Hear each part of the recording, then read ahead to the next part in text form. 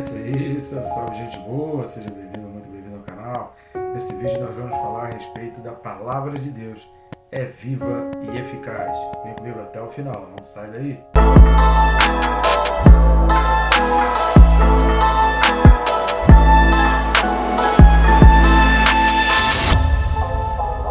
E vamos juntos, né, querido, aprender um pouco mais sobre a palavra, mas antes não deixe de se inscrever, bem rápido e fácil. Clicou no botão de se inscrever, pronto, está inscrito.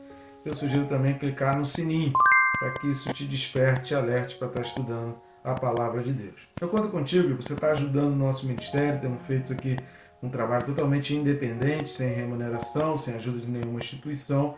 Eu conto contigo para dar algumas ajudas. Você pode ajudar de várias formas. Primeiro, curtindo, comentando e compartilhando. Se está assistindo o vídeo, já clica aí no curtir, para que o YouTube entenda esse vídeo como relevante. É até bom porque o contrário, se você assistir o vídeo e não curtir, o YouTube ele acaba entendendo como que esse vídeo não é importante e ele não mostra para outras pessoas. Então curta aí, deixe seu comentário, glória a Deus, aleluia, ou algum texto bíblico, ou alguma coisa que Deus falou contigo, vai ser bênção demais para a gente e também para as pessoas que vão assistir o vídeo. Você pode clicar no link, que também está na descrição aí, comprar um dos nossos livros ou todos os livros. Fique à vontade aí. Adquirindo o livro, você está contribuindo também, ajudando também o trabalho missionário e ajudando também no canal. Tem o livro Quem se Importa com Deus, foi o primeiro livro nosso, uma reflexão maravilhosa a respeito da importância que a gente precisa dar para Deus. Às vezes a gente pede muito, mas a gente se importa pouco com Deus na nossa prática, na vida da realidade. A gente pensa, lendo esse livro, a gente descobre que a gente não faz isso. E tem um novo livro, lançamento aí, que é Perca Peso Tirando a Trave do Olho, para você subir leve aí e entender a importância de você preparar a tua vida, deixar a tua vida preparadinha aos olhos do Senhor. Então adquira os livros, corre lá, o link está aí na descrição, tem os links, qualquer um dos links, você consegue acessar os livros aí na Amazon ou na Hotmart. Te agradeço você que já fez isso, já tem feito isso, ou tem compartilhado também.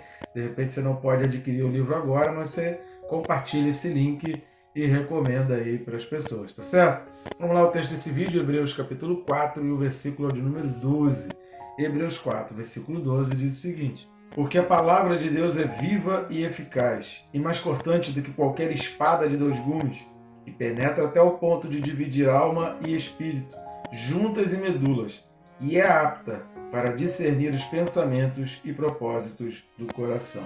Maravilha de palavra, essa palavra é abençoada, essa palavra é poderosa e essa palavra é muito importante para a nossa vida.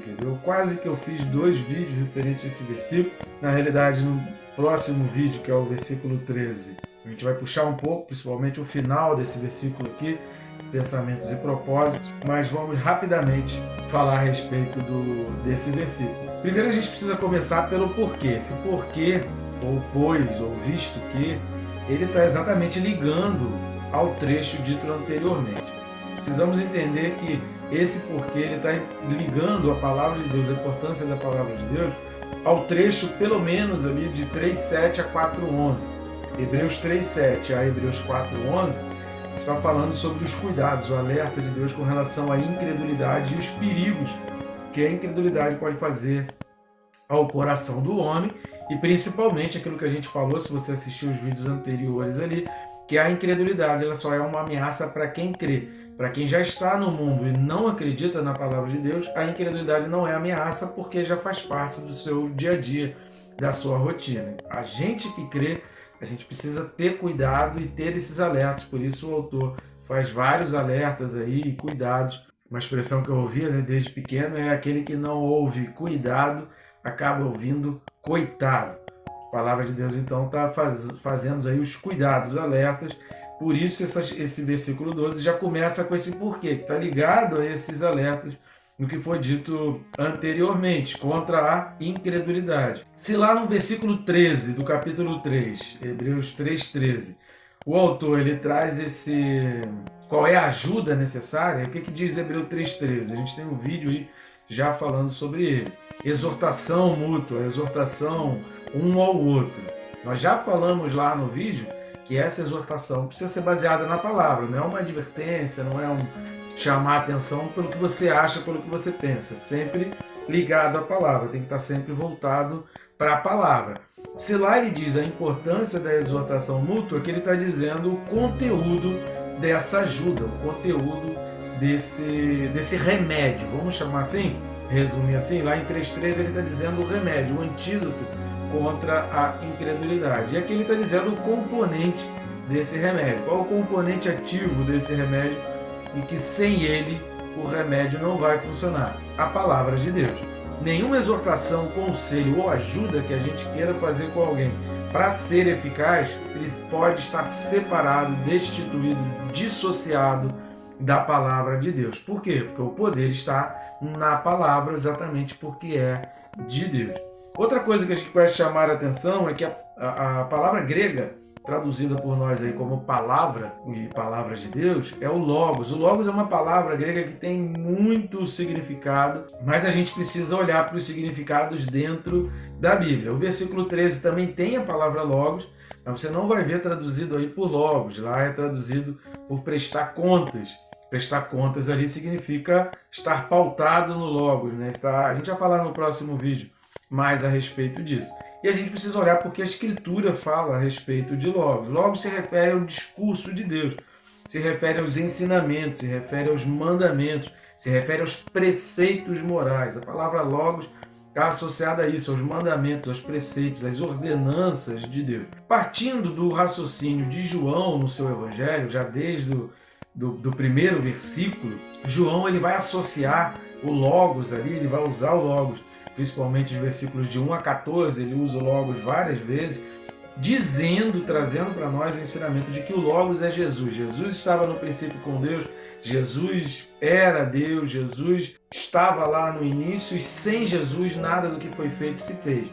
Ele vai dizer que Jesus era o Logos, que aquela palavra, o haja de Deus lá de Gênesis, é exatamente a pessoa de Jesus. A partir dali, a partir desse conceito e dessa visão trazida por João, a gente pode entender que a gente também não pode dissociar o Logos de Jesus, que a palavra é Jesus. Quando a gente fala do poder de Jesus, a gente está falando do poder da palavra, dos preceitos, ordenanças, mandamentos, os preceitos morais de Deus. Nunca tire isso do conceito de Logos, do conceito de palavra. Por isso a nossa mensagem ela deve ser cristocêntrica, por isso toda palavra tem que ser cristocêntrica. O que João estava querendo trazer lá no seu Evangelho? Tudo que foi anunciado no Antigo Testamento apontava para Jesus. O autor aos Hebreus está falando exatamente isso. Tudo que foi pregado no Antigo Testamento, toda aquela palavra, a gente falou sobre isso no vídeo passado, aquela promessa de Deus ali da terra prometida, não era uma coisa só terrena, mas visava também o celestial. Toda palavra apontava para Jesus. O tabernáculo aponta para Jesus. A saída do Egito aponta para a obra de Jesus. O cordeiro morto ali naquela Páscoa, ainda dentro do Egito, simbolizando que você precisa aceitar Jesus ainda dentro da sua vida e do pecado. Enquanto ainda você está na prática do pecado, você precisa aceitar Jesus, porque não tem como sair do pecado sem Jesus. Primeiro você aceita Jesus ali no teu pecado e ele te tira através da palavra, através do ensino, ele te tira exatamente do pecado. Tudo na Bíblia, desde o Antigo Testamento, desde Gênesis, apontava para Jesus. Desde a promessa de Deus para Eva, dizendo, olha, do teu descendente virá aquele que pisará a cabeça da serpente. Toda a nossa mensagem aponta para Jesus e toda a palavra de Deus se resume em Jesus. Todo o Antigo Testamento apontava para a primeira vinda e todo o Novo Testamento aponta para a vinda final, para a segunda vinda e para a redenção final do povo de Deus. Outra coisa que a gente vai perceber aqui é que essa palavra ela é o quê? Viva. Essa expressão viva não significa que ela apenas gera vida. Porque aí você pode ter um remédio, você pode ter um tratamento médico que também gere vida, que também aumente a perspectiva de vida. Mas não é esse o sentido. O sentido é que a palavra de Deus ela é viva, ou seja, ela é um organismo vivo. Ela se adapta, ela se adequa, ela penetra, ela entra, ela traz mudanças, ela gera transformações, porque ela é vida, ela se alimenta, ela limpa, ela tira, ela pensa, ela tem pensamento próprio porque ela é viva. Entender que ela é viva é diferente de entender que ela é algo morto, que a palavra de Deus é uma madeira, é algo feito por mãos humanas. Não, ela é viva, ela penetra, ela entra, ela faz as mudanças, ela trabalha, ela se alimenta, ela gera aquilo que precisa ser gerado. Então ela não é um objeto inanimado, ela é a vida. Nela contém a vida e ela é a própria vida. Outra coisa é eficaz. Eficaz, a palavra grega aqui, ela é ativa. Significa aquilo que é digno de confiança. Significa que é aquela coisa que você pode confiar porque vai gerar o resultado esperado.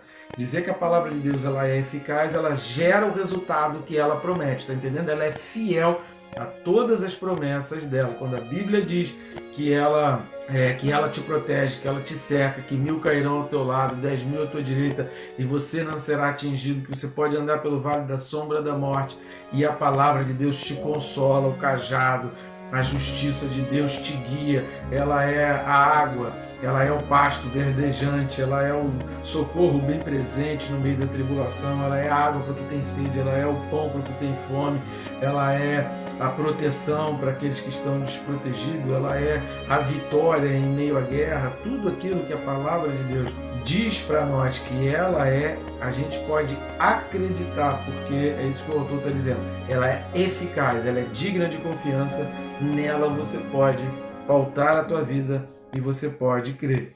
E aí depois, quando vai dizer que ela é viva, ela é eficaz, vai dizer que ela é mais cortante. Cortante significa afiada.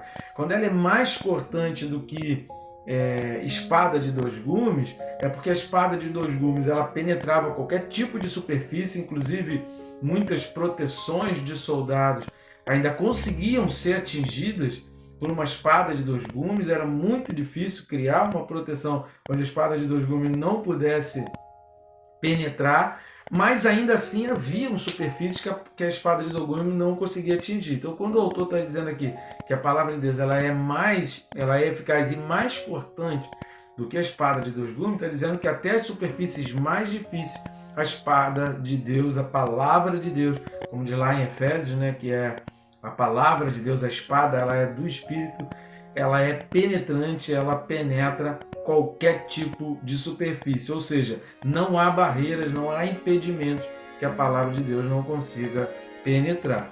E por último, quando vai dizer que ela é mais cortante, ela é capaz de separar alma e espírito, juntas e medulas, e aptas para discernir pensamentos e propósitos, ou seja, tudo se torna manifesto. É o que a gente vai falar no próximo versículo. Tudo se torna manifesto, tudo vem à tona, tudo é mostrado e evidenciado por Deus. Por quê? O propósito do autor aqui em Hebreus é mostrar o quão profundo essa palavra vai, o quão mais íntimo do ser humano a palavra de Deus é capaz de penetrar. Porém, além desse poder penetrante da palavra e de dizer que não há um âmago, não há um núcleo que a palavra de Deus não consiga atingir, ela vai dizer que assim como há diferenças entre juntas e medulas, que são coisas diferentes, entre pensamentos e propósitos, que você pode pensar um monte de coisa, mas você pode não ter propósito de vida. Você pode ter um monte de pensamento. Quem tem TDAH, quem tem dislexia, vem um monte de pensamento à cabeça. Você pode ter um monte de pensamento, mas você pode não conseguir convergir aquilo em direção a um propósito. Logo, a palavra de Deus está dizendo, olha, há diferença entre juntas e medulas e há diferenças entre pensamentos e propósito. Propósito é um alvo bem definido. É algo que você medita ali no teu coração, que você planeja, que você caminha em direção àquilo. O que o texto está dizendo é que a palavra de Deus é capaz de identificar, discernir, tornar aquilo manifesto, para Deus identificar se ali o teu propósito é o pecado ou o teu propósito é o céu, é a salvação. Porque você não pode correr para os dois lados ao mesmo tempo, você não é onipresente. Ou você está no caminho indo em direção à satisfação aos prazeres da carne, ou você vai em direção à satisfação dos prazeres do Espírito. É óbvio que o objetivo final do autor é chegar a esse ponto dizendo que a palavra de Deus ela é apta, né? Ela tem a capacidade, ela é capaz de fazer essas distinções. Porém, ele deixa bem claro que assim como há diferença entre pensamento e propósito, assim como há diferença entre juntas e medula, há diferença entre alma e espírito. Por quê? Porque o corpo humano, a palavra de Deus vai dizer que nós somos templo do Espírito. Se nós somos templo do Espírito, nós somos exatamente conforme o protótipo do templo, conforme aquilo que Deus trouxe como protótipo no Antigo Testamento. E o que tinha no templo? O templo ele tinha o átrio exterior, e tinha ali no átrio exterior os objetos do pátio, que era o altar do holocausto e a pia de lavatório. O templo tinha o lugar santo e o templo tinha o santo dos santos, ou lugar santíssimo, que penetrava apenas além do véu o sumo sacerdote uma vez por ano. Até o lugar santo, que é a segunda parte do templo, os sacerdotes penetravam continuamente. Aí eu não vou entrar aqui num estudo completo dos tabernáculos, mas você pode encontrar, existem vários livros que falam sobre isso, e a internet também traz algumas coisas importantes com relação ao tabernáculo. Eu vou só, para efeito da gente entender essa colocação aqui do autor aos Hebreus, é que, por exemplo, no pátio exterior, que é o corpo humano, o corpo é o átrio, é o átrio exterior, tinha ali o altar do holocausto, ou seja, era onde entrava o sacrifício vivo, e ali naquele altar você sacrificava aquilo. Então é no teu corpo que você precisa sacrificar aquilo que está vivo, para então você levar e apresentar ao Senhor. E no átrio exterior ficava também o lavatório, a pia, ou seja, o teu corpo precisa também ser purificado, o seu corpo precisa passar pela lavada do Espírito Santo. O Espírito Santo precisa te lavar. Depois disso vinha o lugar santo. No lugar santo a gente tem a mesa dos pães, a gente tem o candelabro, a gente tem o altar do incenso. A mesa dos pães é onde todo sábado os sacerdotes colocavam ali os 12 pães frescos, conforme está lá em Êxodo 25, do 23 ao 30, Êxodo 25, 23 ao 30 e Levítico 24, do 5 ao 9. Você pode ler lá os textos e você vai entender essa questão. Então ficava ali a mesa, os sacerdotes comiam o pão. O pão é Jesus, ou seja, depois de você fazer a tua oferta do teu corpo pelo pecado, e aí Paulo vai dizer, olha, preciso matar as obras da carne, como diz Gálatas capítulo 5, tem vídeos aí, nós temos 3 vídeos falando sobre as obras da carne no nosso canal, não deixa de assistir, é só pesquisar por obras da carne. Você fez esse sacrifício ali no átrio exterior, você vai então permitir que Jesus entre na tua vida e você vai apresentar Jesus ali dentro da tua alma, que é onde estão os teus pensamentos e os teus propósitos. Tem o candelabro, que é onde tinha ele tinha 7 braços, 7 lâmpadas, e é onde essa lâmpada vai ficar acesa. Então é no lugar santo que a luz de Deus começa a brilhar na tua alma, nos teus pensamentos. A alma, a palavra grega é psique. Psique é onde reside a origem dos teus pensamentos, das tuas decisões, onde você toma as tuas decisões, é na tua alma, é na tua psique.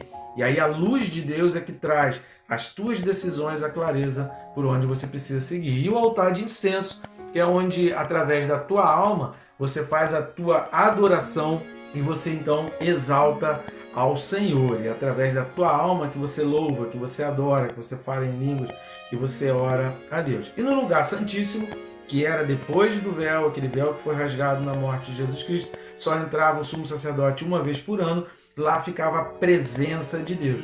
Quando o ser humano passa a vida sem buscar ao Senhor, essa parte espiritual do homem, ela fica vazia, ela fica completamente, a gente vai ver no próximo vídeo o perigo de você deixar essa parte espiritual completamente vazia, é um perigo muito grande. Por quê? Porque espíritos vão se apossar, e aí é onde entra os demônios, eles assumem esse lugar, e aí assumindo esse lugar eles dominam a mente e dominam o corpo. Eles conseguem direcionar os pensamentos, as ideias, e transformar pensamentos e ideias do pecado em ações, em execuções, para que haja mácula, haja mancha e o corpo sofra. Está entendendo a importância de a gente colocar o Senhor dentro do lugar santíssimo e a presença de Deus se fazer manifesta dentro do lugar santíssimo, dentro do nosso espírito, para que a nossa alma seja purificada, iluminada e o nosso corpo seja conduzido a uma vida sem pecados. O autor aos Hebreus está dizendo e está trazendo para nós bem claro com relação a isso. Então, querido, entenda a eficácia e o quanto essa palavra de Deus ela é viva e ela quer trabalhar na tua vida. Até o próximo vídeo aí, que Deus te abençoe, querido, rica e abundantemente.